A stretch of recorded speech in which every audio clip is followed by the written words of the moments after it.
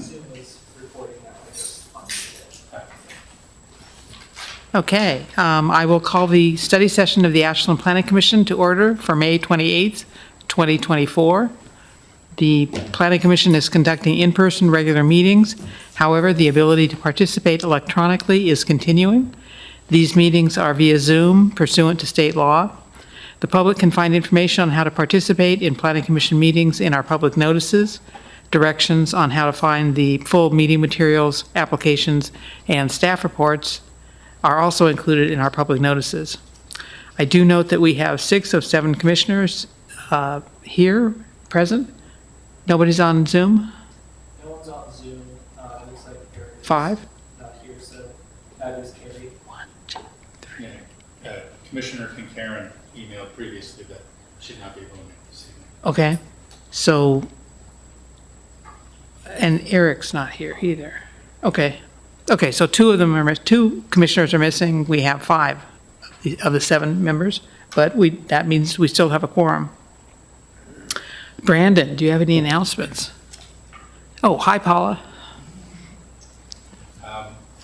The only announcement I have to share is that the City Council had a study session on June 3rd and reviewed the buildable lands inventory that you discussed at the prior meeting, and it's scheduled to go before them for review as a resolution, or on June 3rd they'll have a study session to discuss it. I'm getting ahead of myself. And then on July 18th, the resolution will go before them for consideration. But that's the only current council action, unless Councilor Hyatt has any additional to share. She says No? Okay. Thank you very much. We are now informed.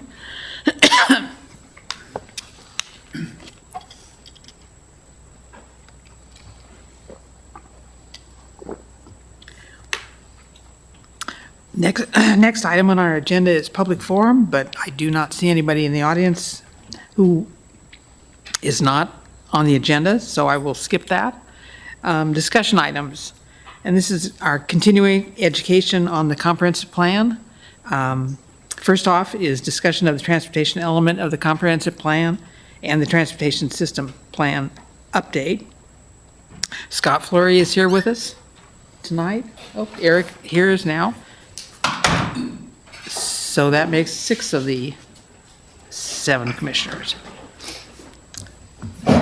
And Linda Peterson-Adams is Transportation Advisory Committee Chair, and she is joining us as well. So I'll turn it over to the 2 of you. Thank you very much. I don't know what you're looking at.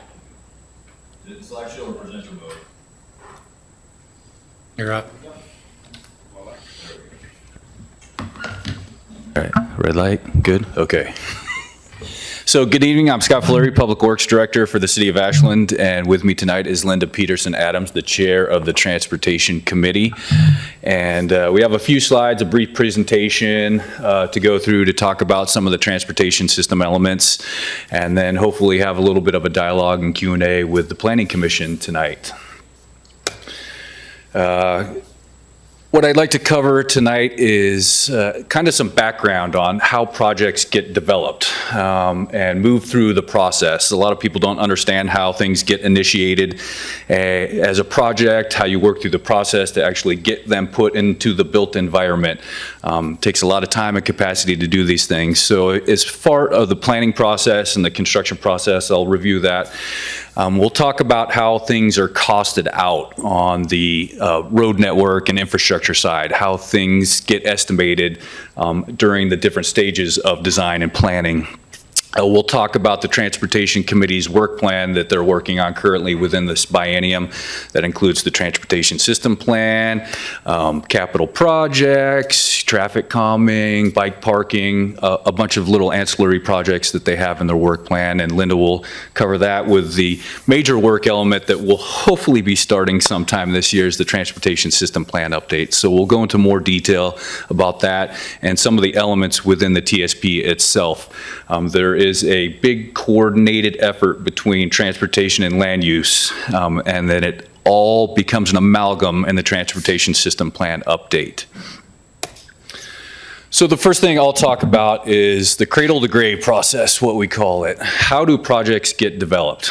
Well, for the road network transportation system, it's in a transportation system master plan. You typically have some level of citizen committee involvement. The last go around, the Transportation Commission and the Planning Commission were duly engaged in the whole process for about the 2-year period. They have public meetings that are led by a consultant throughout that process. You take input and you engage the council at certain steps throughout the process and receive feedback, not only from the citizen engagement side of it, but also the council. And then finally, you put it all together and you have a final plan that has your policies, your goals, your levels of services, your capital projects for basically all of our network systems. So bike, ped, sidewalk, air for the airport are all outlined in that plan. It gets adopted, and one of the things that's a little bit different in a transportation system plan is that you develop this large list of capital projects that you really want to do, but then it gets weaned down into what they call the fiscally constrained plan, which is what in theory you expect to be able to get monetarily to support the projects through grants or your existing funding streams, which is the gas tax and the street user fee, are the main sources of revenue to fund transportation related projects. So once you have that plan and it's adopted by the council, staff takes that information and we develop a 2- and 6-year capital plan. And that's broken into pedestrian, roadway rehabilitation, and then bicycle network projects. That plan is taken before the city council, and the city council is asked to adopt that, and we do that every budget biennium. So every 2 years, that 2- and 6-year plan changes a little bit because projects change, priorities change, policies change. So that gets amended and adopted by the council. Staff then takes that adopted plan and builds our budget for the street fund, specifically for transportation. And that goes through the budget process where we request appropriations for these projects. We also have to show how theoretically we're going to fund some of the projects, whether it be via grant, whether it be via borrowing. So some of our transportation big projects like the Ashland Street Rehabilitation and the North Mountain Rehabilitation Project, which is currently in design, are funded with the assistance of food and beverage dollars that are put into the street fund. That money that we receive in revenue is used to pay debt on borrowings for these large-scale capital projects. Some of the smaller projects, we have cash on hand that we can use to fund, and then we're also always chasing some level of grant. We're looking at a carbon reduction program grant for bike facility improvements. Safe Routes to School grant application is in. We also just submitted a grant for an action plan for Safe Streets for All as part of our kind of ongoing process for obtaining funding. So once we get through that and we get to the budget approval process, then we can actually begin moving that project forward at some level. Typically, we start out, we do a request for proposal, and we break the design into a couple phases: preliminary engineering and alternatives analysis, final engineering, and then construction administration. There's not a huge amount of alternatives that you look at when you're doing a roadway rehab project as part of an improvement. They're more so on the other infrastructure systems. But the example I'll give you for alternatives is looking at what a different bike facility could be on a different roadway. Recently, the City Council supported the Transportation Advisory Committee's recommendation to install a protected bike lane facility on Ashland Street and also on North Mountain Avenue where feasible. So it was typically meant to just mimic what was there in the existing condition for the rehabilitation, but through this policy initiative and community input and support, we moved to updating and putting in or installing a protected bike lane facility, which will be a 5-foot bike lane with a 2-foot buffered space with candles delineating a vertical separation between the travel lane and the bike lane. We'll also be installing solid green paint down the bike lane as well for the whole facility. Quick question, Scott. You refer to it as a facility. It sounds to me like an installation. I was thinking a building. Yeah, typically, they're interchangeable. We call them transportation facility or transportation improvement. I kind of cross-pollinate that when I talk about these things. We're not talking about a building or a structure development like that. We're talking about actual on-the-ground infrastructure-related items. Yeah, and when we're referring to bike facilities, that can be anything from the candles along the lane to bike racks to all that kind of stuff.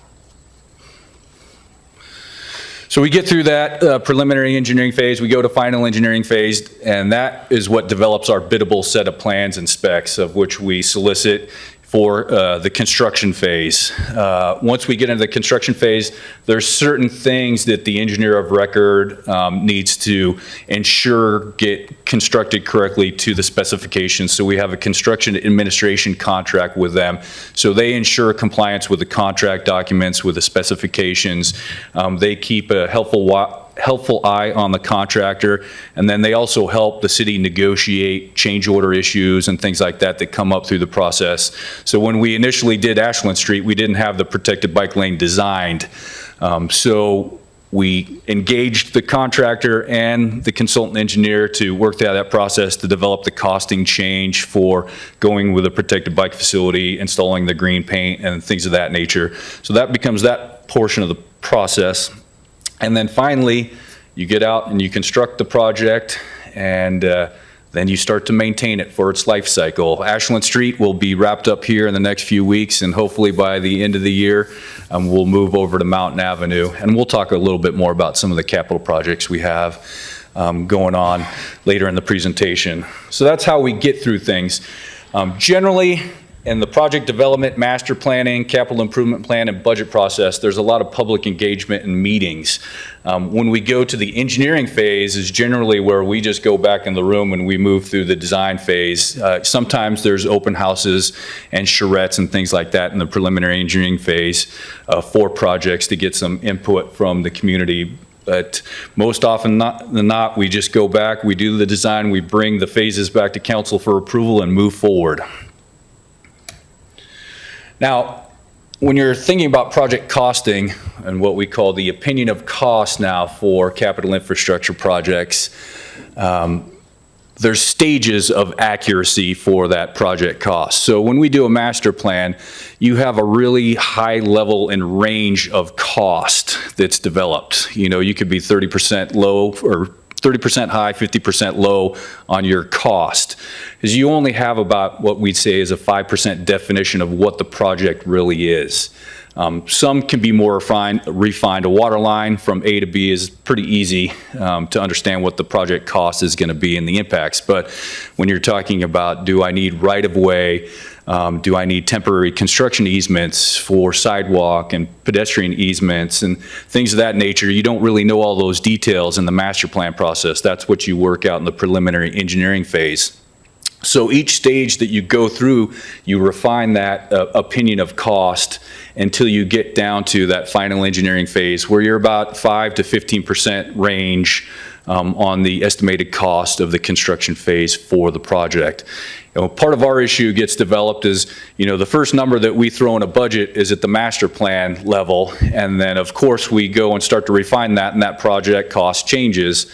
And so we come back to the council with a different number, and people ask, why did that change? Well, because we know more about the project now than we did when we put it in the master plan. So we go through that, and of course we're always requesting an appropriation that first stage based on the master plan, and so that gets refined over the years as part of that overall process. Typically, we do iterative costing at about 30%, 60%, 90%, and 100% in the design phases. And when we go back to the council for contractual approval for each one of those design phases, we try to give them that updated opinion of cost at that time so they understand what the impacts are and potentially any changes in the scope of the overall project, like the protected bike lanes. Now I'm going to turn it over to Linda. One of the biggest things that we have, hopefully, in the hopper, grant funded through the Oregon Department of Transportation, will be the Transportation System Plan update moving forward. I'm expecting, based on our last conversation, to hopefully have consultants on board sometime this summer to begin that process. And with that, I'm going to turn it over to Linda. Gee, thanks, Scott. We all know you can't take it with you, but you can plan how it gets there with that cradle to construction process of yours. First and foremost, at the top of the tax work plan is the Transportation System Plan. Ashland's Transportation System Plan aligns with the community's vision for a sustainable and livable city. Here's a breakdown of the key aspects. There's a focus on multimodal transportation. The plan prioritizes reducing car dependence by creating a more robust system for pedestrians, cyclists, and public transit users. This includes expanding infrastructure like bike lanes, sidewalks, and on-demand dedicated or bus routes that run more frequently or times that coordinate with working people. Also, green transportation goals. Ashland aspires to be a leader in green transportation. The TSP aims to achieve this by encouraging active transportation options like walking and cycling, along with promoting electric vehicles and optimizing traffic flow to reduce emissions, and to be supported by the goals of the Climate and Energy Action Plan through the Climate and Environment Policy Advisory Committee. Land use integration. The plan acknowledges the connection between land use and transportation. Ideally, future development will consider proximity to amenities and workplaces, reducing travel distances and making walking, cycling, and public transit more feasible. This is where integrating decisions made by the Planning Department and the Planning Commission with the Transportation Advisory Committee are so important. Improve quality of life. The TSP recognizes that a well-designed transportation system enhances the overall quality of life. This could involve creating pedestrian-friendly areas, particularly around the downtown core, the University District, and now in South Ashland and the Croman Mill District, making them more inviting for residents and tourists. Economic prosperity. The plan recognizes that a well-connected transportation system with various modes is crucial for businesses. Easier access to a skilled workforce and improved commutes for employees are potential benefits. Additionally, a vibrant and walkable community can attract investment and boost property values. Here are some of the particulars for the plan. It's a 18 to 24-month process to develop a transportation planning rule compliant document. All other interim planning documents since the 2012 TSP was adopted will be included. These include the transit feasibility study, the downtown parking and multimodal study, the RVTD 40-year plan, and climate-friendly and equitable community rules, for instance. The plan will be grant funded through ODOT, that's the Oregon Department of Transportation, with a city soft match. Hours of work from staff and TAC and other volunteers can all be applied to the match. So there are several critical elements to the plan, including the climate-friendly and equitable communities legislation. Ashland, as you know, because you've gone through this process with us and toward council, Ashland is actively engaged in the Climate-Friendly and Equitable Communities Program, which aims to reduce greenhouse gas emissions and promote equitable development through integrated land use, housing, and transportation planning. Here's a breakdown of how CFAC intersects with Ashland's transportation planning. Reduce vehicle miles traveled, VMTs. A core objective of CFEC is to encourage development patterns that minimize car dependence. This aligns with Ashland's Transportation System Plan focus on multimodal transportation. Prioritizing active transportation. CFEC emphasizes creating walkable and bikeable communities. This aligns with the TSP's goals of expanding sidewalks, bike lanes, and potentially dedicated or on-demand bus routes. Land use integration. CFEC requires designating climate-friendly areas where residents can access daily needs without extensive car use. Ashland's ongoing CFEC study has identified these areas. There are challenges and opportunities, especially with parking requirements. Now that the council has approved removing required parking minimums, especially with new development, this may have the potential effect of reducing car dependence, freeing land up for development within designated community climate-friendly areas.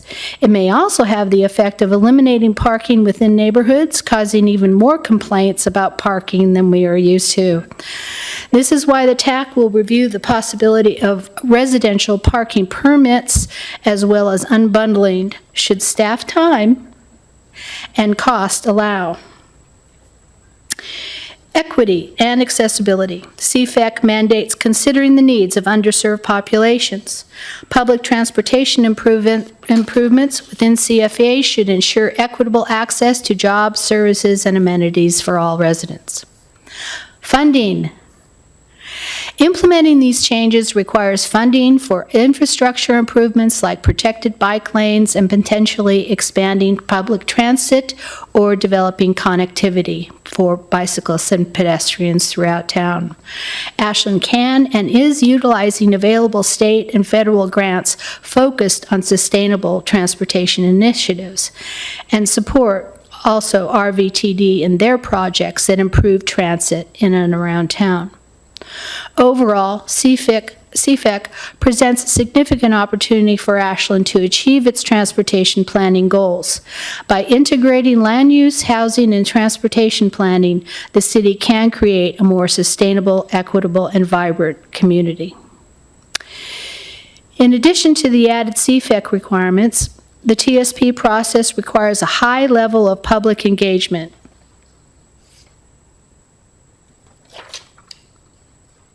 Well, I don't know if we're there yet. Anyway, to comply with the transportation planning rule, a high level of public engagement. It comes in at several levels in the planning process. We serve underserved populations. We call them communities of concern, which include U.S. DOT classified disadvantaged communities who earn 80% or less of the AMI, unhoused residents, seniors, pedestrians, and bicyclists. Also, advocacy groups are called upon. Groups like Streets for Everyone, DUDE, the Disabled United and Direct Empowerment Group, South Ashland Neighborhood Group, to name a few. Committees and commissions are also encouraged to become part of the process. SOU as well, downtown business. The Chamber has always had a strong voice in planning. Equity for all network users is also a critical component. Street design standards will also be updated and defined, such as bike boulevards, which is an ongoing process right now on B Street. New policies, goals, and levels of service will be discussed and determined. And let us not forget the new physically constrained capital plan, where projects will be prioritized and reviewed through the cradle to construction process based on projected revenue sources that Scott so brilliantly handled in the previous few pages. In addition to and parallel to the TSP update process, our council approved the resolution to pursue a Vision Zero action plan, which will now be part of the federal Safe Roads for All Safety Plan grant. Our adoption of this plan will complement the work we have already accomplished in the traffic crash and near miss review, public education and outreach, traffic calming, and the suggestion for a 20 is plenty program. Speed reduction being one of the best documented ways to reduce the number and severity of crashes. Oops. The TAC is also involved with the review and recommendation for several capital roadway projects, which through council approval focus on protected bike lanes, sidewalk infill, and ADA requirements. These include and will overlap into the next biennium. First is the Ashland Street Rehabilitation Project, which is almost complete. They started doing striping. They've started doing striping. They're working on it, yep. They're working on it. I hear that a lot. They're working on it. North Mountain Avenue, hopefully will start this fall. Hopefully starting fall, yeah. Clay Street, which is a design and right-of-way issue, could be affected by development planning that's coming up on Clay Street. And Oak Street, whose pavement stress index, a PSI, is really low and needs to start getting improved. The tax focus on bike and pedestrian safety enhancements, as well as roadway rehabilitation and maintenance. These are geared to our most vulnerable road users and classified under communities of concern. As I talked about before, seniors, pedestrians of all ages and abilities, bicyclists, and rollers. They include traffic calming methods, protected bike lanes, bike boxes, rectangular flashing beacons, audible crosswalks, and flashing stop signs. Other miscellaneous things that we're involved with in our work plan include public education and outreach outside of the Vision Zero SS4A grant. And we are always eternally hopeful that the new website and the new social media presence through the communications team will provide options for this outreach and to work with advocacy groups, the school district, SOU, to make sure the information gets to those who would benefit from it. We continue to encourage people to apply to the traffic calming program. We are currently doing a bike parking inventory and improvement program, which is in process. We constantly, we have Edem Gomez from Rogue Valley Transportation District usually comes to our meetings and gives us an update on anything that RVTD is doing. We have a collaboration with ODOT. We call it Poking the Bear. Recently, we are working on a letter about some of the issues with the ADA upgrades brought to our attention through the Historic Preservation Commission.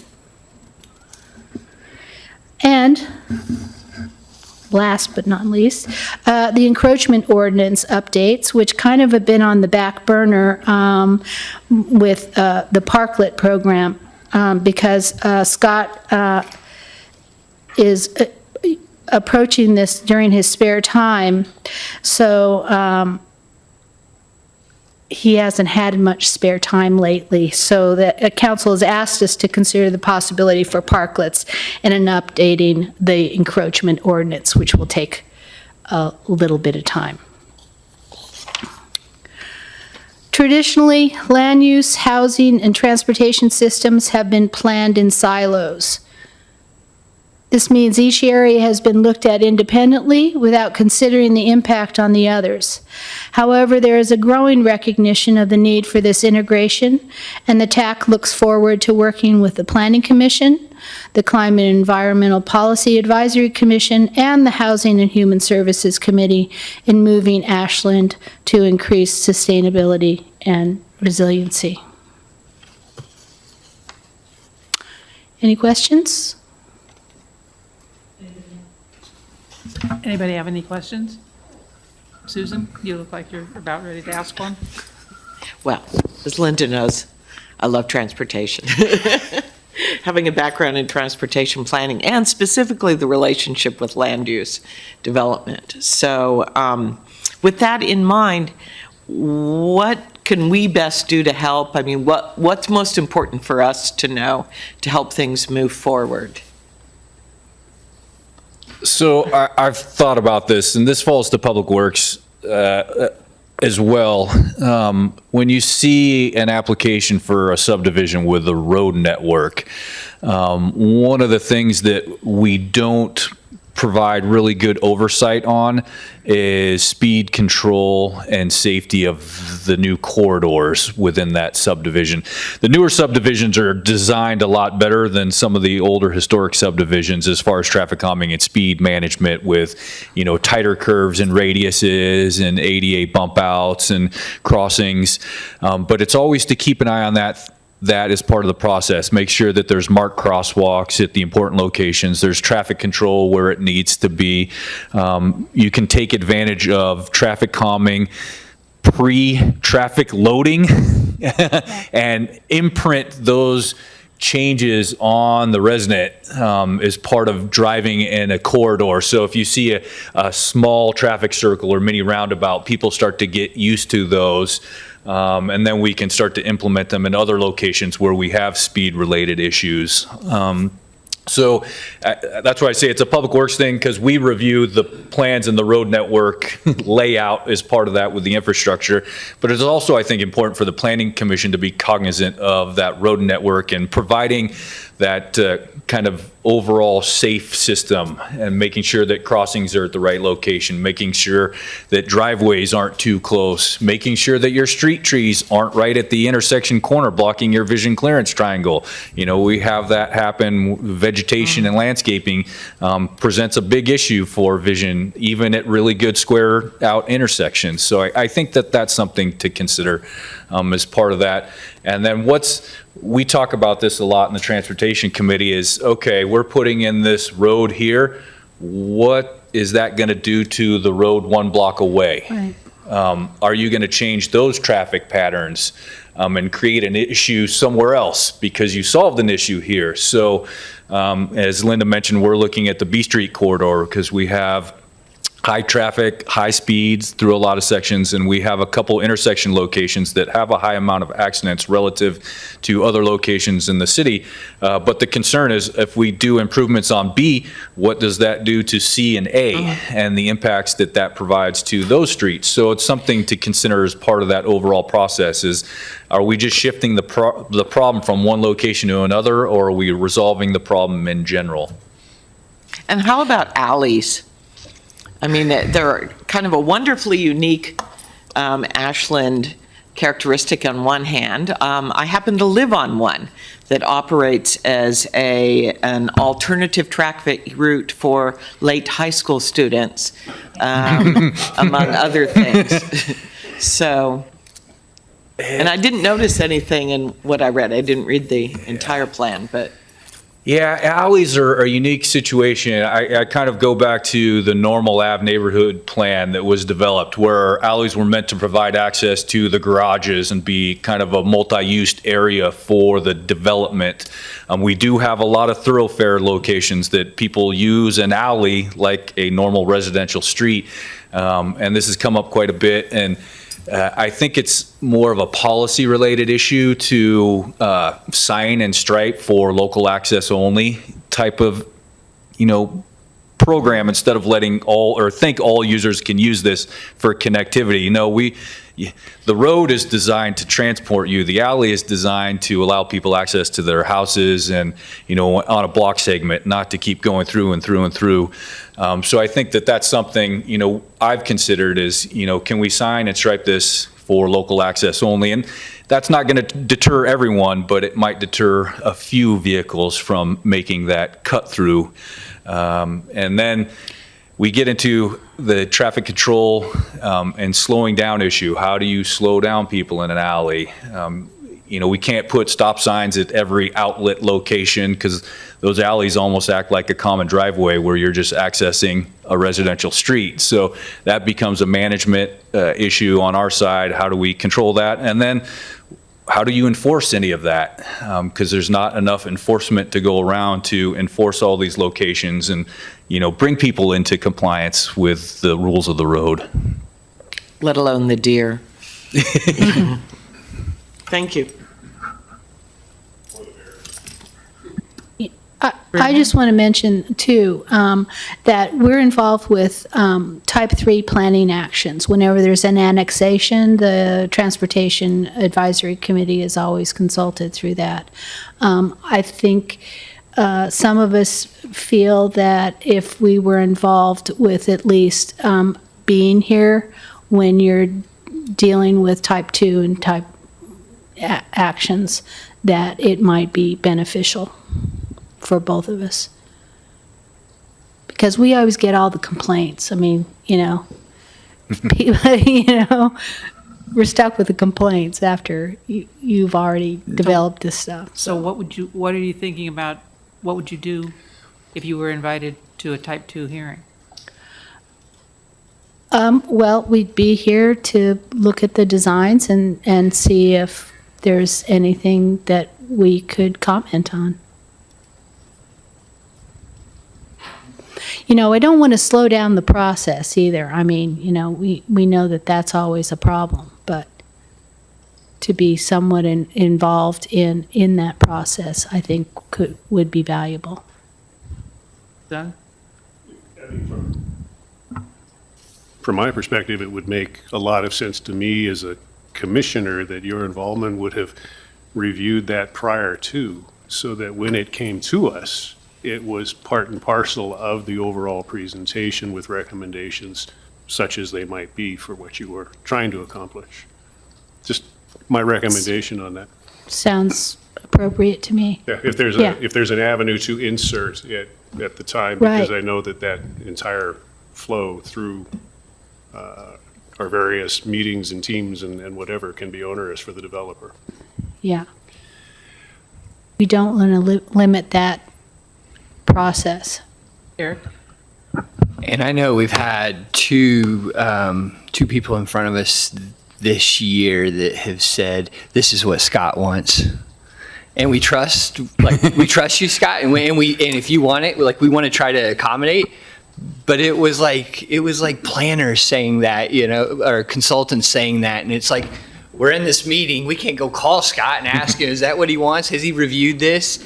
And so it sometimes, and it might have been something you talked about with the planner a year ago or 2 years ago, and so I don't know if we could get communication, and it's kind of hard to know what those subjects that come up, and if you've looked at it. One was abandoning a roadway that went through, was it over on Clay Street or something to that effect? And it's something that you told the planner you wanted us to make a decision on. Yeah, the one that comes to mind most recently is off of Alicia Avenue, where there was a private driveway. And the question in terms of whether Public Works wanted that to be a public or a private street. Yeah. Yeah, and that goes directly to Public Works. I mean, that goes directly to Scott. That wouldn't come through the TAC necessarily. Yeah, and there are some things that, as you said, there'll be a pre-application that was done 3 years ago, and someone will come back and re-up the pre-application, and the planner will come and ask me, is this still valid from 3 years ago? And sometimes it's not. But there are those little nuances from an operation maintenance standpoint that, the developer wants the city to have ownership of, but in some circumstances, the city on the maintenance side does not want ownership of that, and like the Alicia one, that to me, that was a parking lot for houses. It wasn't a roadway, and it provided a connection to the network. So that's, those things come up, and sometimes planners will ask me to write a little bit of a blurb or memo to include in the record as part of that thought and decision-making process. So I'm more than willing to provide that. In fact, Aaron asked me for one today on an issue that comes up. So where Public Works, or even me speaking vicariously through the Transportation Committee, since I am the staff liaison to that group too, I kind of know their policies and their thoughts a little bit, so I can provide some context from discussions we've had as part of that overall process. The other thing I will say too, that was mentioned about what should we be thinking about, I think one of the things that we're always thinking about now is evacuation. and the impact to the road network for evacuation and development and what that looks like. That comes along with our coordination with the Oregon Department of Transportation, but also Jackson County and the other communities and what the impacts could be for an evacuation process. And how do we reduce the potential burden that we are already going to have on the transportation network during an evacuation. So it's a balancing act. You want narrower lanes to slow down traffic and you want bigger bike facilities, but you have to balance what that looks like from an emergency basis standpoint. As a comment, I have to say, I appreciate having narrower streets that aren't tailored to fire trucks who want to drive anywhere and everywhere. So I do appreciate the narrower streets. Doug? I have a narrow street where I am right now because there's parking on both sides, and so I end up with a single lane going down the middle. I'd like to, Linda, you and I have talked about this. I'd like to pull up to like the 500-foot level here for a minute, because we're talking about coordination between transportation and land use, which is vital if we're going to make this whole thing work. But as you're looking at, I didn't get a chance to review the TSP before I came in here, but as I'm thinking about this, what we do with transportation and what commission does with land use decisions is we're looking forward for planning out 10, 15, and 20 years. I'm not aware that we have that vision beyond the comprehensive plan to say where we see Ashland likely going, what do the districts look like. The districts are already laid out within our city, but what do the neighborhoods start to look like? What is the transportation plan that would best serve that idea should that come to pass? We're working on a lot of things, in my opinion, right now that are all good, but they're all discrete. And I'm not getting the sense that it can be bounced off of an overall thing saying that if I want to create a neighborhood in the railroad district that's going to have services of a consumer nature, it's going to have a cafe or something there, that's going to be walkable safely, that's going to be bikeable safely, and must connect with the rest of the paths within Ashland in order to go to other neighborhoods within Ashland. Is that conceptually where we're headed? Are we there and I just haven't seen it? Or am I just making it too big for what Ashland could ever hope to accomplish? Your thoughts? So I think that that's the fundamental root of transportation planning, is to look at that, because we're not all nodes on an island. It's the whole network, and how does this connect to this? You know, it doesn't have to connect via road. It can connect by a bike path off network, but how do we get people from point A to point B, and in what mode do we get them in? To those locations. And I think that's kind of one of those things that when we get to that fiscally constrained plan, those projects in the TSP are going to want to solve those problems. You know, the one I think you guys might have talked about, well, as part of the trails plan, was the central bike path, you know, and creating that connection and filling in that gap in the network. One of the things, the biggest thing that's going to happen in the TSP update up front is the gap analysis. Where are we missing that facility that connects and connects and connects? And what is that facility? Should we have bike lanes, sidewalk? What does that look like in order to create those connections so people can get around the whole city in any mode that they choose? That's one of the first issues we'll be dealing with, and I think you guys are doing some level of gap analysis right now as part of the CFEC process. So that's where we're going to build the base of that pyramid that way and get all the way to the top where our capital plan is, and slowly implement those projects to solve those problems we've developed down at the bottom. I think you both are much more knowledgeable on the topic than I am on this, but have you seen the conversations that have been taking place around streets versus roads? That streets... Stroads, yeah. Yeah, but Strode, yeah, the combination is not a good combination. Streets Yeah. exist to create neighborhoods. Right. Roads exist to move cars.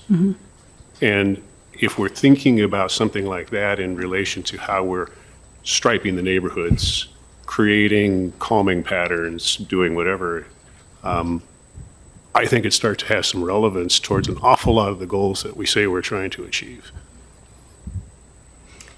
Yeah, it's that difference between ODOT and the designer of a facility, because they're trying to move massive amounts of traffic and flow versus, small Ashland with residential roadways where, you're trying to move people in general on a small scale. I mean, when I talk to people about speed on their street and volume and things of that nature through the traffic calming program, the street standards allocate this much area for this much expected traffic flow. And that's one of the things that we'll look at is updating those street design guideline parameters because of the bike boulevard.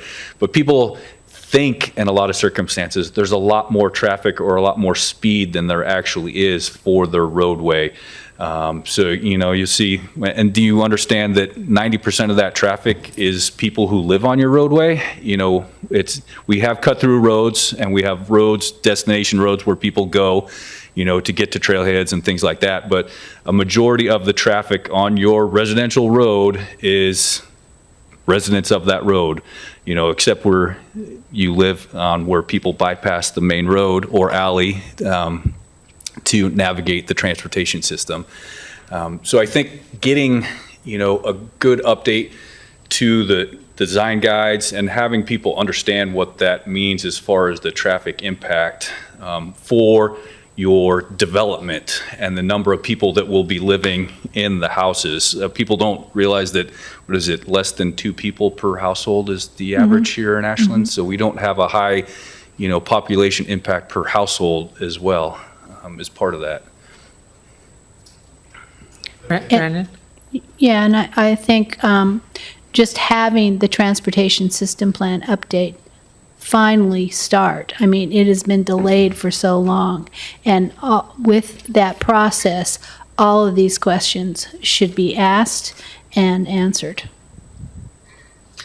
Yeah, I wanted to note that, as Scott was referencing, the street design standards, those are adopted both through the transportation system plan, but also in our land use ordinance. So when you're reviewing type 2 or type 1 on appeal or type 3, you are applying those as land use standards to ensure that we have an older term, complete streets, which are incorporating, automotive, pedestrian, and bicycle facilities.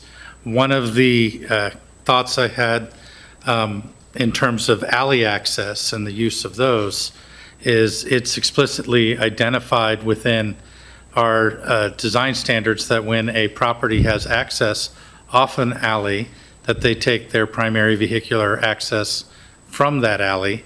And that's really with the intention of reducing the number of curb cuts on the street in order to maintain a pedestrian and bicycle-friendly street corridor to use. So I do think that there is some crossover in the work that you're already doing, but as those design standards get developed, especially if they're looking at newly incorporating mini roundabouts, for lack of a better term, or bike facility standards or green street standards that would be incorporated as part of planning reviews, that would, be helpful and incorporated into planning staff and public works evaluation of applications before they come before you. Derek, did you want to say something? I could. I was just going to mention to Doug, too, there is a railroad draft master plan that was never adopted that called out how the railroad property was envisioned to develop. While that was never adopted, the street system plan for it was adopted and is part of the TSP. So when we get to that point, the backbone of that planning is already done. And I suspect a lot of that has happened in Ashland, like I said, somewhat organically. I'd like to nudge the organic part sometimes, just to make certain that we're connecting it. Yeah. And I think one of the things too that we're here tonight is we're providing some level of education this direction. And I've talked to Derek and Brandon about some level of land use education to the Transportation Advisory Committee, so they understand kind of the rules and requirements that you guys deal with when you're going through this process, so they can align their thought process with, okay, quasi-judicial body has to follow these certain set of rules and requirements. You know, where can we make our biggest impact with what we think and want to say and recommend to the Planning Commission as part of a development process. We just haven't been able to put it together yet as part of that process. Susan? So in thinking about the strategic plan, which hurrah, what better time to do that? So I'm glad to see it moving forward. And also coming from the insurance industry, have you thought about whether there will be consideration to things such as transportation, impact on land values through fire protection classes and things like that? Because, I mean, that's something that is more relevant now than certainly probably wasn't even thought of when the plan was done before. But, you know, there are a lot of, I would say, increasing numbers of houses, for example, that have difficulty getting insurance, and therefore the value of the land and the developability of the land is impacted by how easy it is for fire services to reach it, or and how much water is there and so forth. Yeah, I think that that's critical, especially here. We see it all the time, ambulance service access. You know, it was talked about, I'll just raise the Nevada Street Bridge project, was to be able to provide, connectivity between East and West Nevada, but also expand the readiness and response for emergency services to get to the other side of town through that connection. And that was discussed heavily as part of that process. We haven't got to that level of what you're talking about right now, but we do talk about it as part of the traffic calming program and traffic calming elements, because one of the things that we do not want to do is impede emergency vehicles from getting to their destination. And that comes a lot in discussion where people want speed humps, like on Oak Street in their neighborhood, to slow down traffic, but they also significantly slow down ambulance and fire truck and emergency response. And when you're talking seconds matter and a response call, that could be a pretty significant difference and issue. So we're cognizant of those type of applications. One of the things that has come up about shrinking the lanes down even more than what we typically do. But we still want to carry enough width on our major roadways to allow emergency vehicles to get through. And people don't understand too that, your bus, not only your school bus, but RVTD Transit, wants a 10.5, 11-foot lane to provide that accommodation for them to navigate the corridors correctly as well. So you get in the other locations where Doug said he lives, and that's a traffic calming street with parking on both sides. They call it in the street design guide is a queuing street, where you actually have to stop and let people queue through. And that's a design measure that's been implemented in the city for decades now. We call it Frogger. Yep. It is the Frogger. Yeah. I have a question for you. On traffic calming, have you thought of, well, let me preface this by saying, I've seen a number of people running red stop sign, going through stop signs without stopping, or at least without touching their brakes anytime. And I'm wondering if you've thought of actually putting roundabouts in certain parts of the city.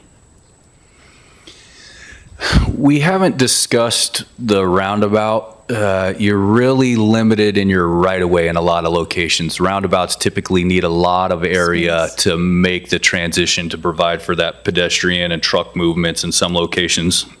So we really haven't discussed that. We've talked about mini roundabouts in a couple locations, real small ones to slow people down. Typically in those stop sign locations, we've gone and installed the flashing red stop sign where we have a high accident issue at North Mountain right here at the yard, North Mountain up above at Fair Oaks. And you'll probably see some more of those get implemented throughout town where we do have accident issues at those intersections. And Crashes. yeah, crashes. And we always, part of the TAC is public education and outreach, because people don't or want to participate in what the rules of the road are. The basic speed rule, the yield intersection, the right-hand rule. People just forget about that because we become so distracted that you're going through stop signs. You're not yielding for someone on your right, and it just happens all the time. So we have the education component, we have what we can do on the engineering side, but we also need additional enforcement, and I will always promote for additional traffic enforcement in the system as part of that overall process, because there's no negative feedback to breaking the rules right now as part of that overall process. So that's where enforcement comes in, and as I'm sure most of you have or have known someone who's been pulled over by the motorcycle cop in town, Steve McLennan. And He's back. He's starting to get back. Watch So out. that's one of our other things. It's just more enforcement in the system. Is he just on 66? No. Yeah. He gets around. We would Anybody? like him to be Yeah. at all of the schools during Yeah. the parents lining up at all the schools. Yeah, that's another big issue. That's another big issue. Drop off and That pick we're- up time at Walker and Bellevue specifically. And we've coordinated with the school district a little bit. We have a Safe Routes to School plan that was developed last year for some improvements, and we're going to continue to try and coordinate with the school district to potentially offset some of that. And then the local advocacy groups are starting to do the walking and riding school bus program. Bike buses. Bike buses to, get kids from single vehicle drop-offs to, going as a group to school together. Right. Safe Or- Streets for Everyone is kind of leading that. Right. And to have satellite places where kids can group and then walk or ride their bikes away from the school, but be able to have some active movement to get to their classes. Any other questions? Thank you very much. Thank you. Pleasure to be here. Okay, we will move on to our next discussion item, which is discussion of the energy, air, and water conservation element of the comprehensive plan and the climate energy action plan, the CEAP. Chad Woodward, the city's climate and energy analyst, will address us, as will Brian Soul, the Climate and Environmental Policy Advisory Committee Chair. So, Chad and Brian, welcome. Hello, thanks for having us. Give me 1 second here. Thank you, Chair Werner and commission members and staff. I'm Brian Soul, the chair of CPAC.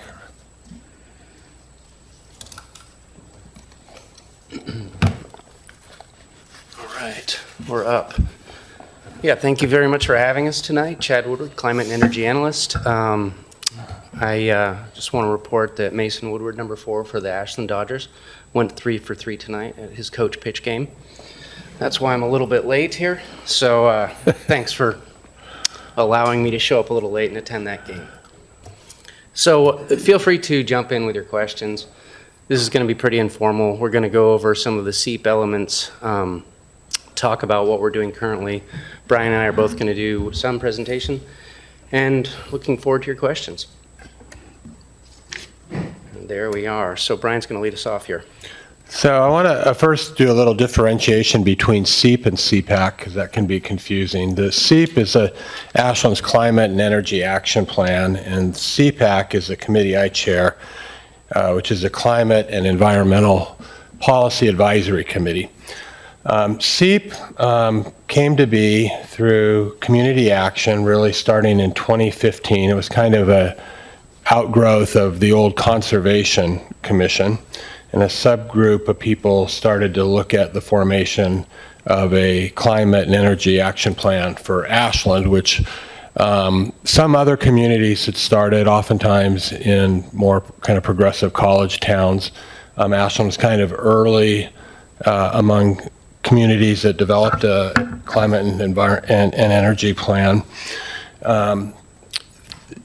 Mayor Stromberg in 2015 formed an ad hoc advisory committee that had 14 members, and a very diverse group of community members came from OSF, the Chamber of Commerce, a coffee shop owner, a member from the Ashland Co-op, an SOU professor who is a climate scientist and probably the world's leading expert on how climate change will affect the wine industry, a member from the U.S. Forest Service, 2 Ashland High School students, a climate scientist from the GEOS Institute, a high school science teacher, myself, a retired physician, and a retired nurse. We had a consultant to help draft the plan, and city staff was very involved. The lead facilitator was old city councilor, Rich Rosenthal. We had at least 3 public open house meetings. One of them was at the Armory in November 2015 and really filled the Armory. Over 240 people were there to hear presentations and ask questions and really contribute to the formation of the plan. There was probably over 30 to 40 meetings, and finally a plan was drafted, and in May of 2017, City Council approved it. So that's kind of how that came to be. The committee that I'm chairing, so when CPAC was formed, they recommended changing the Conservation Commission to 2 different groups focused on conservation. One, the Conservation Commission became the Conservation and Climate Outreach Commission, and then there was a whole new commission called the Climate Policy Commission. And then everything shut down during COVID, and we really didn't get much done. And then the climate analyst, who was Chad's predecessor, changed to a very part-time job as he took a full-time job elsewhere, but really Stu Green continued to help us on a part-time basis. And then, as you're aware, the city changed the structure, except for your commission and the Parks Commission, to advisory committee structure, and that's where the CPAC kind of became a combination of the Conservation and Climate Outreach Commission and the Climate Policy Commission. So we're missing just 1 member. On our committee, we have 3 positions that are mandated. One is from Recology, one is from SOU, and one is from the Ashland School District. Our 2 council liaisons are Bob Kaplan and Jeff Dale, and we seem to be moving forward. All right. So anybody read the SEEP? Just curious, doing a quick informal poll here. Yeah, appendices too. No, just kidding. Yeah, so it's not a super dense document. Actually, it's about 130 pages, but it's broken down, and it starts with 2 major goals. And here we have goal number 1. Not too hard, right? We just have to do 2 things. First one is for our whole community. We only need to reduce our emissions 8% per year every year for 23 years at the time, right? Or 33 years. So that's goal number 1. And then for city operations, we have that secondary goal of reducing our consumption and trying to hit 50% fossil fuel consumption by just 6 years from now, and then 100% by 2050. So that's goal 1. And then goal number 2 is we got to get ready for all the stuff that's happening. We need to be resilient. That, as I listened to the previous conversation, that resilience factor comes in and touches upon planning and transportation, as we've already discussed, evacuation routes, and then touches on the other goal as well in terms of mitigation and how do we change our mode of transportation, reduce our fossil fuel consumption. So you do see this SEEP plan coming into play in many places throughout many committees and other departments as well, not just Public Works and Electric. So those 2 goals, to get to those goals, the SEEP is broken up into these 6 major focus areas. And we don't need to spend too much time on this because we're going to jump into each of those. And then each of those focus areas has strategies. And then each of those strategies has actions. Let me go back, actually. I want to talk a little bit about who's working on this at the city level, just to give an overview, because we do have our silos in the city, and it's not easy to track who's working on climate-like elements. Myself, I work in the electric department. We have 2 other staffers in the electric department who work on conservation and energy efficiency, Dan Cunningham and Larry Giardina. They primarily focus on residential, that's Dan's focus, and Larry's more commercial and solar. And then I work on some of the climate work, more policy-based work. In the fire department, we actually have 4 people working on fire-related things, the forest resiliency, the tree thinning. So you've got mitigation primarily over in the electric department. Then you've got the fire department, and then we have Kelly Burns in his new rescue position. That touches upon a lot of these elements as well. And in lieu of a staff person, we have a contract with Medford Water Commission to look at our water conservation efforts. So that's where those all come into play. Oh yeah, and so we've got 2 goals, 6 focus areas, 26 strategies, and 66 actions in our SEEP. This is the buildings and energy category. This is one where we probably overlap a fair amount with Public Works, and one of the areas that we focus on the most. We talk about fuel switching, solar production, and building efficiency, those 3 areas that I mentioned Larry, myself, and Dan work on. And we have a number of different programs, primarily incentive-based at the city level. And I don't know, it's hard to see these slides. You can kind of read them from where you are. We are working on or have done or are working on a lot of these. So just jumping onto the top 2 there. That master electric utility plan, we actually have that underway right now. Director for Electric's got that moving forward with hopefully a draft due soon. We are working on our fuel switching and reducing our carbon. We have a great electric source in the city of Ashland. We get most of our power through BPA, and it's quite a clean source, so that gives us a nice benefit and a leg up there. I don't want to dive into each of these bullets, but if there's a particular bullet, I'll pause on this screen if anyone had a concern or question, and we can come back to them later as well. All right, so this is the crux of your previous conversation, another major area, and I'm going to talk about why this is a major area a bit later. We have 15 actions. Bike path advocacy is something that Brian will talk about a little bit further on, and how do we get mode change, and how do we reduce our carbon consumption and fossil fuels in vehicles. We also work on electric vehicle incentives. We have the best electric vehicle incentive in the state of Oregon. We offer $1,000 if you purchase a vehicle that meets the state's criteria.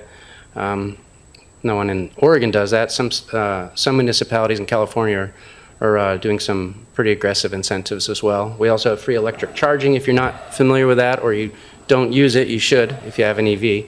Right now we have 16 spots around the city and looking to expand that by up to 22 more throughout 2024. They should be done by December. We've got some work to do on that front. And then we have our e-bike, again, talking about mode change and how can we make it efficient and economical for people to either opt into an e-bike as a primary vehicle, secondary car, or just a carbon reducing option. So again, a really great incentive there. I'm just plugging our incentives because right now you can get $600 off a cargo bike. That's a pretty good deal. Again, unique in the state of Oregon. One thing I want to just comment on this slide is that you just had a presentation from Linda from the Transportation Committee. And one of the struggles I think we're trying to find is where in transportation, is it CPAC's issue versus the Transportation Committee? And we have some strong personalities probably on both committees who may have differences of opinions, and we've been kind of told to stay in our own lane, so to speak. And it's I think it's hard, but I think it's really important to work together. When I was on the Conservation Commission for probably 6 or 7 years, we never had any interaction with you that I'm aware of, with city staff really, except for the climate analyst who came to our meetings. And I think that that's a really important thing that across committees and commissions, we have to figure out is how to work together. Like you've had a presentation from city staff about the climate-friendly areas that are going to be a big thing coming down to you guys from the state.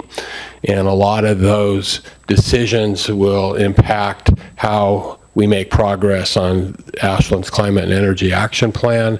And these are areas where we should all be working together with staff and the committees kind of cross-pollinating with each other. Great. So this is one of the hard areas to work on, consumption and materials management. Often that involves people's personal choices. It's hard to regulate or incentivize that as well, and we'll talk a little bit about that when we get to another slide. But sector-based, if you go back to the Goal 2 slide I showed earlier, there's sector-based and consumption-based. And sector-based are, think of those more as local, consumption-based are usually off-site type of greenhouse gas production. So it's usually easier to control your local sector-based portion and work on that section.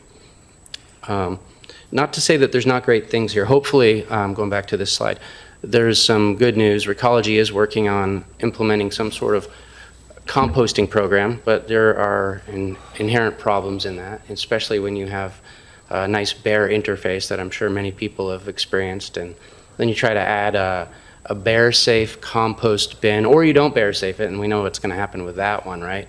But you have a heavy, 100-pound bear-safe compost bin on a hill. It's a tricky thing to negotiate and figure out how you're going to practically have bins that do compost and are bear safe.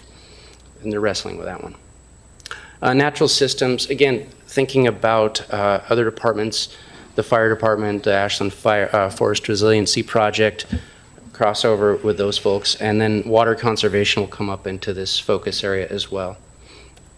And then diving last, public health, safety, and well-being. And I think this is one of the areas we've done the least amount of work in. Again, the fire department for a period had a program where they could provide air filters to homes. So if you didn't have a well-vented home, you could put a filter in and try to help reduce that smoke, because that's a genuine issue in August. Additionally, how do you have a nicely sealed? This is a crossover. When you have mitigation efforts, for instance, weather stripping, sealing, efficient heat pumps, those often have resiliency crossover factors, because if you have a nice tight house and you have air conditioning, you can stay cool and have clean air. So we don't often think about that in some of our programs. I'll get into a bit more. They can have that resiliency benefit as well. So trying to get people in air conditioning, which over the last number of decades has been more and more common. I'm sure everyone's heard a story of someone who had a relatively recent house, maybe 30 years old, that didn't have AC, and now they do. We definitely can feel the difference in our local climate. And then cross-cutting strategies. I think this is the area that likely needs the most development. We're in something of a golden era, if you will, with all the federal funding that's coming out, trickling through the state and out to us. We're going to have opportunities, and we need to make sure people understand and know about the opportunities. It's empowering to know that you can do something, that there are good things at your disposal, that they can be cost effective and actually save you money in the long run and help reduce your carbon footprint. So I would say that this is something I personally want to focus on quite a lot in the next year to two, to really get those programs out there, really let people create that wonderful layer sandwich of incentives and tax credits and loans, whatever it takes to be able to retrofit and modernize and reduce your carbon footprint for your home. And talk a bit about this next slide. And embedded within the Climate and Energy Action Plan are these cost-cutting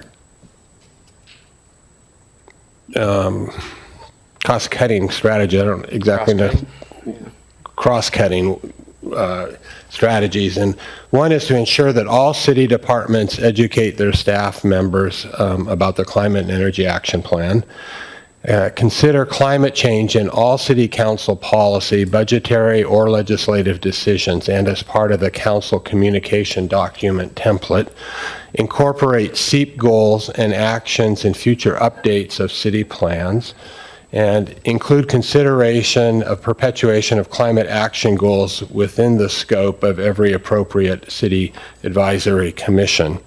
And there's a lot of work that we need to be done on this. In December, there was a council study session that was an appreciation for volunteers on committees and commissions, but also an opportunity for the different committees and commissions to talk about their plans for the next year. And the mayor, just to give an example of how we can do better, the mayor specifically asked our committee how things were going with CPAC's recommendations on the Ashland electric plan. And we really hadn't had that conversation yet with the electric department, nor were we aware that just at the city study session with council 2 weeks earlier, the consultant for the electric plan had given a presentation. So there's really opportunities for staff to let us know what's going on, and for different committees to work with staff and take recommendations and inquiries from the community and forward them to staff as these plans are developed. Great. Just to touch on that, it's hard, especially over the last number of years with so much turnover, to have people track all the various policies and know what to do. For instance, we have 2 administrative policies that talk about electrifying our fleet, and that ranges from heavy equipment all the way down to a chainsaw in that administrative memo. So that wasn't widely known, and when you have a lot of turnover at department head levels, it's hard to get that information out. And my position in particular, there wasn't someone there for a period of time, and there wasn't someone there but 10% or no 25% maximum for a while. So, and then the other administrative plan that we are making nice progress on, I'd like to say, is the need to identify and electrify our buildings, so that if a gas furnace is about to go out, that we're prepared and it's not an emergency replacement at the 11th hour because we didn't have the electric panel ready to be able to put in a heat pump and get everything squared away. And Scott's working on that as our building inventory. So that's something that might cross over into your world, probably not, but that should be hopefully done, I believe, at the end of the summer. So getting those administrative policies out there, making sure our silos talk to each other, and I think that will help us move more efficiently towards many of these goals. All right, so speaking of goals, we're going back to our world of carbon here. If you think about this graph on the left, that's based on our 300,000 metric tons per year annual emissions based on our greenhouse gas study that was done by the Good Company, I think based on 2015 numbers. So that's our start number back in 2017. But as I stated about the sector-based and consumption-based goals, it's really hard to work on most of the left half of that pie graph. The blue, the residential goods, the residential food, and the upstream energy production. Those are largely out of our means to try to influence, incentivize, or change that behavior. Those things are changing. We see those upstream changes happening, but that's not where we focus our energies. We focus our energies more on the big pieces of the right pie chart: residential energy, commercial energy, and residential on-road travel. So again, that's our homes, our cars, and our consumption. And the place where we can make the biggest impact is reducing fossil fuel for cleaner, renewable energy and using electricity in those places. And anybody heard about this natural gas option thing that people are working on? And yeah, so that's not normally what we do. Most of the time, we work on incentives. We try to use the carrot. In fact, we're trying to hand out about 500 carrots this year in the form of incentives. Those would be residential-based heat pump incentives. It could be a commercial lighting incentive, electric vehicle incentives. So if you look at our data, we're going to spend about $385,000 on incentivizing actions, and then about another $40,000 on loans to help people modernize and electrify their homes. That'll turn into about 59 EVs that will incentivize, 65 e-bikes, and about 70 heat pumps that have been switched over from natural gas. So that is the bread and butter, and those programs have been built up, and Ashland has a very good reputation in the energy efficiency realm. So Larry and Dan have been working on these projects for years, and they continue onward, and so that's kind of in the background and silent. But those move on. So let me give you a little bit more about how we do those programs. As a client for Bonneville Power Authority, or customer rather, where we purchase our electricity from Bonneville, we're the customer, the city of Ashland, and you're all the end users, right, at the home. So because we have that relationship as a customer, we're able to implement energy efficiency programs, and they've always had a number of programs that they offer every year. They put out their implementation manual. Anything that they have, we can offer out. And we have a budget. It's about $200,000 a year that we get reimbursed. That's how the city is able to afford some of these programs. If you're familiar with the Aura building, that conversion, that was, they did pass-through heat pumps in those walls. They used to be the radiant heater, the wall shaker units in your standard motel about this wide, and it's usually the old school version is a radiant heater with an AC unit. The new school version is a heat pump, so you can just go forwards or backwards, and it's about 3 times as efficient. So Aura had, I don't know how many of those, but I believe we were able to get about $38,000 of Bonneville money to put those pass-through heat pumps into that building, really helping knock down its energy usage. And so anytime we can do that, we try to find ways to use the BPA funds to do so. That's one of our best ones. The pass-through heat pump's probably the single best incentive, and that's good for motels, and now we can offer it in apartments as of last October. So that's exciting. And when I talked to Dan and on the residential side, he says, well, you know, I don't really use a lot of BPA money anymore because Ashland has switched out so much. We don't have, there was a period, and if you read that comprehensive plan, in particular this chapter, it talks about the migration to gas and the impetus to target and market to folks to switch over to gas, and a lot of people did. It used to be everyone in the Northwest would run radiant heat because we had cheap hydropower, and then natural gas came in, and so we've had a lot of switch over to that natural gas front. So Dan doesn't have as many opportunities because the BPA programs only work for electric to electric. You can't use it. It has to be an efficiency that helps benefit their grid and lowers our consumption and allows them to spread the energy further. So it's an electric to electric conversion only in that situation. Anything that happens with a fuel switching situation has to come out of city funds. And again, so that's what we do. Mentioned those incentives. The EV incentive, we have funding sources. As an electric utility, we actually get money for each EV registered in our electric department's service area. So that's one of the ways we're able to kick that back in, and it's a nice snowball. I didn't create it. I can't take credit. I wish I could.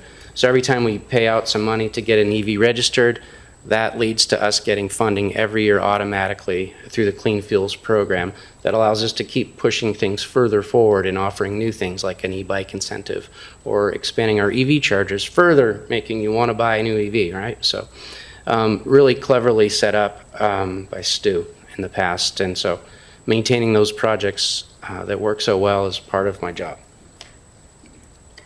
And then let's see, we've got some new areas that we're really excited about this year. I have been in my position, I started around March of 2023, so we had a vacancy, was trying to get caught up. We had a brand new committee that started also in March of 2023, and we had a couple of projects that were on the shelf. And so resuscitating those and getting those moved forward was a primary focus. And this energy retrofit Ashland, which you'll hopefully hear a bit more about, and that's a zero-interest loan from the United States Department of Agriculture to the city of Ashland. And then we are able to reloan that to electric department utility customers at a low-interest rate so that they can do energy retrofits. And it'll be a low interest to them to help cover overhead costs, but it'll be a $5,000 to $30,000 loan that you'll be able to do. It's going to be more easily accessed than traditional loan mechanisms because all you need to do is to have paid your previous 12 months' bills on time. There's no background check or credit check, so it's easy to qualify, and then it shows up on your monthly bill every time. And there have to be deemed savings, energy and cost savings for you so that you qualify as well. That's part of the audit in, audit out process. So again, you get this really great thing that potentially you may not see a huge impact in the long term with the energy efficiency savings.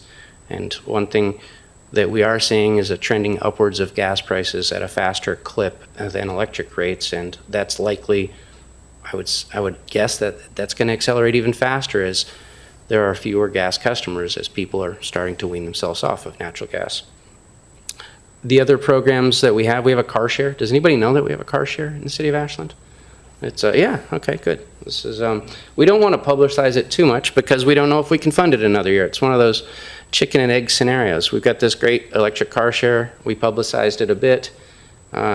You put it out there and then you take it away. That's not a great way to get things moving. So hopefully in the next, I think by June 4th, I'll know if we're going to have funding for that to continue it for 2 more years. We'll relocate it downtown put it in one of the EV slots by the Pony Espresso, and that will allow people to, 1, try an EV, or 2, maybe they don't have a car, and it gives them an equitable opportunity to use the new technology that they might not otherwise have. You might be able to reduce their cars, the number of cars they have in their home by 1, to have that occasional second car as a rental at a reasonable rate. So we're really hopeful to be able to push that forward with a Oregon Department of Energy grant. Similarly, we have a new program. Well, technically it's an existing program, a home energy score. It's a statewide available program, but it's never been really pushed hard here. We started to do it. Then, of course, the pandemic, the layoffs, everything that we had, the staff changeover. So we're trying to bring that one back as well. And what a home energy score, it's like a walkability score on Zillow. So you know roughly what you're getting yourself into. It's something a seller could advertise, it's something a buyer could look for, or it's something a homeowner could do to determine where they want to invest or get a loan for. So we're trying to find a way to incentivize that through Department of Energy funds where we can, in our Justice 40 zone, we can push out hopefully a number, 225 of these home energy scores that we will then pay the home energy inspector. We're trying to build a market for that program, and hopefully Ashland can be the catalyst for the Rogue Valley Realtors on that front. And that would be really, really great to develop a market. The other backdrop is that everyone else except for Eugene has a mandatory program. So we're trying to do it in a voluntary, incentivized, carrot-based approach here to see if we can really get it going. And it's there is going to be future funding coming down the pike as far as job development. That's been something that's been talked about. Oregon Department of Energy is looking to get another grant so that they can do some training and incentivizing to get people into this this arena for work. I'll talk a little bit about our work plan. One of the things that's been on our agenda for quite some time, and you've probably seen some news about it in the last week, is at the last City Council meeting, City Council instructed staff to develop an ordinance for the electrification of new residential construction only. And that'll be novel for Oregon. It's happening in Los Altos Hills in California. It's happened in various ways in other parts of the community. It's run into legal challenges in Berkeley. And what the ordinance in Ashland specifically will look like is based on emissions from appliances called NOx, dangerous nitric oxides, and indoor air pollution, to have zero and then, or low NOx levels and then zero NOx levels on 2 appliances, home space heaters, your home heating system, and your home hot water heater. The CPAC recommended that the ordinance include 5 appliances, but City Council has gone with a recommendation for 2 appliances, which make up the vast majority of the greenhouse gas emissions in your home. People would still be allowed to cook with gas. There may be another recommendation was by council was to consider a carbon fee if you want to hook up your house still to gas. And that would be based on a social cost of carbon. There's some formulas for that. And something that's coming up to our city to deal with November 30th of 2025 is that our city's franchise agreement with Avista Gas expires. And one consideration, and this is something that will probably come onto your plate, is how to deal with this. One way to potentially deal with it would be to consider that in the city's right-of-ways, like into a new community like Croman Mill, that there couldn't be a gas pipeline or a fossil fuel pipeline going in with the roads. And so the city has to give Avista 180-day notice legally if there's going to be a change in the existing agreement. There may be consideration of an increase in the franchise fee, which is currently 5%. The city charges Avista. The Ashland Electric Utility is 10%, and I think some of the other franchise fees, like for cable and maybe the upcoming G5, maybe more than 5%. So that's something else to consider. So that's been a main thing on our work plan. We're also helping and looking at the transportation plan that's upcoming, the TSP. Chad talked about the home energy scores, and that was a real nice collaboration with the real estate community. So we have quite a bit on our plate right now. One of the things that we have done, you want to show the next slide, for this year is we've kind of adopted the council strategy and your strategy of having work sessions in addition to our monthly meetings. And I think we have a minority of community members that attend those meetings. We've decided to publicly announce them so that we don't run into quorum rules with the state, but we get a lot more done by having 2 of these study sessions every month in addition to our monthly meeting. So that's kind of where we're at, and we'd be happy to entertain questions. I think the things that will be important for you guys in particular about what we're doing is this new ordinance for new residential construction. New residential construction will be but a small fraction of the greenhouse gas emissions compared to existing structures and existing residential structures and commercial structures, and that's something that we're going to have to deal with in the future if we're to meet our SEEP goals of reducing our emissions 8% a year. California is being quite aggressive in the Bay Area and their air quality Control District and the South Coast Air Quality Control District, which is LA, I think the Riverside area and Orange County. And they're making rules that pertain not only to new construction, but to existing buildings that in 2029 and 2031, roughly in that time frame, that if your gas heater goes out in your house, you'll have to replace it with an electric one. And so, there's a question about, should we be doing that? People don't like to be hit with a stick. We've heard very strongly from some of our city council members that we should really take a very strong carrot approach with regards to existing structures. It seemed like the new residential construction was kind of low-hanging fruit, and we had extremely great letters of support from some key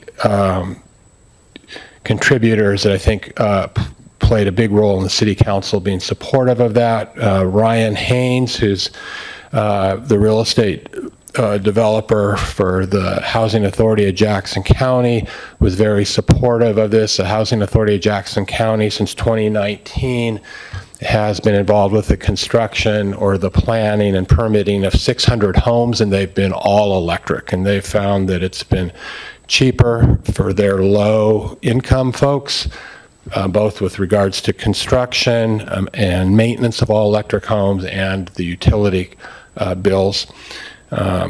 There is a very good study from the Rocky Mountain Institute in 9 U.S. markets, including Eugene, showing that in new residential construction, the upfront costs of having an all-electric home, and then the annual utility costs, and then the 15-year life cycle costs are all cheaper in all-electric. And to that end, our local developers, Mark Knox from KDA Builders was supportive of an ordinance, as was Michael Mahaffey, a lead planner for Townmakers LLC, who will be doing the Croman Mill project. So we got good support for the ordinance from those folks. If you have any questions, we'd be happy to have them. Great. Thank you for your presentation. Anybody have any questions? Just one. Go ahead. When we're talking about the goals for reduction of climate, various gases in your chart showing that line, is it measured simply as mitigation, or are you also picking up the warnings? So I swapped out my natural gas stove to get credit. Chris Chambers and crew are out there pulling lots of logs out of the forest that could burn, would burn if there was a fire. Is there credit for that work and the effort that's being done? So The CO2 out of the air to include that? our team isn't that big. We don't have enough carbon, climate scientists. So basically, talking about sequestration opportunities. I believe what the way the SEEP was created was it's simply emissions. It's complicated enough math at that level, it seems. There are certainly many factors. Sequestration is a potential climate mechanism. I thought you were going down the offsets angle too, because there's that one also. I've seen sequestration work that's being done well, but the avoidance is also potentially a big thing too, just very different. Yeah, like how much carbon went in the air because of that wildfire. Yeah, what we ideally should be doing is putting those logs into a biochar plant that super sequesters the carbon for 1,000 years, and then we could really get some extra credit on that one. But there are some really cool options out there, but that's not part of the calculus. It's hard to figure those things out, especially with small staff. And the two things that we feel like we can make a difference on are transportation emissions and building emissions. And we have not quantified it, but I'm certain that our transportation emissions are going down just because of the very steep uptake in electric vehicles Ashland has had, which is ahead of the state curve, along with the hybrid vehicles. Interestingly, even with this new development of increased EVs charging in the city and some electrification of homes like yours, maybe if you said you changed out a gas appliance, over the last few years, the city of Ashland's electric use in terms of what we've bought from BPA has actually gone down. And that's because of efficiencies probably and our solar contribution, which is going up. What we really don't know is what our natural gas use has been. Since 2020, Avista has not been providing that information. Between 2015 and 2020, our gas use in terms of therms went up 10%, and in terms of the number of meters within the city, it went up 5%. But it would be great. We do need to figure out how to quantify these things. Why won't Avista tell you that? I'm not exactly sure. It's not required in the wording of the franchise agreement. Oh. So it was voluntarily provided for a period of time, and it seems to have stopped when that material may have been used negatively. Yeah, not to say that, I think this is the hard thing, and I always like to reemphasize this, so that natural gas was our climate buddy for a long time. In fact, we see the RVTD bus go through town very frequently, powered by clean natural gas. And clean it's cleaner, right? And in the city of Ashland, if we're looking to decarbonize, we're not saying it has to be natural gas, but the reality is that's our carbon that's left.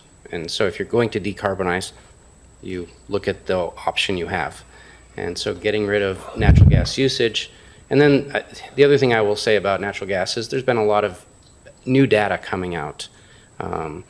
You actually, if we have, what's the number? Oh, basically you have more carbon emissions from 1.4% of leaking at the wellheads than you do from burning the 98.4% or 98.6% of at the end points. Just that's how potent methane is when it's released into the atmosphere, and that's why you flare gas.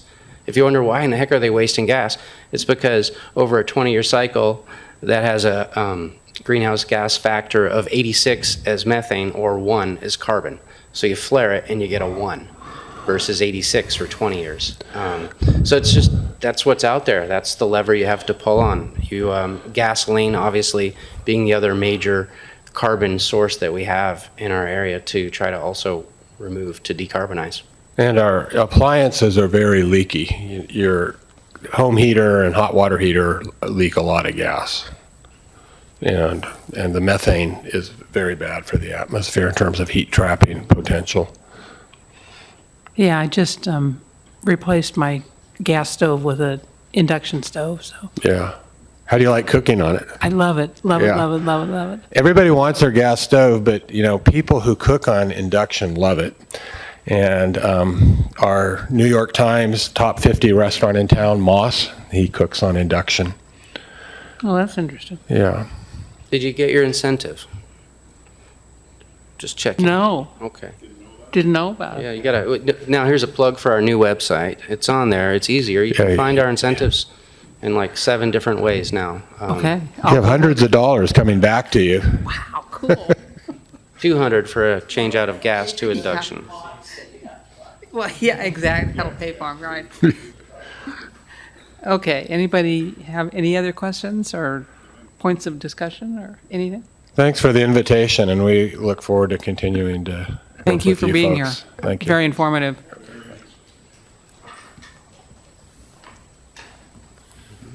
Okay, we will move to open discussion. Anybody have anything to bring up? Brandon? I was just going to note that as we move through the climate-friendly and equitable communities, climate-friendly areas, we do have within our draft scope of work outreach directly to the Climate Environmental Policy Advisory Commission and Transportation Commission to involve them in that land use planning process component of it, because it directly involves those groups as well. So So we'll be seeing everybody again. we will. I think Cool. that's a good thing. Paula, you're still here. Okay. Absolutely. So in a similar vein, I would like to suggest that we have a briefing sometime from the Public Arts Advisory Committee. I've been on this council, the commission for over a year, and I haven't heard a briefing from them, and there's some exciting things coming forward that I think would be of interest. Okay, we can, Not a big rush, but we can work on that. Yeah. Yeah. Sounds good.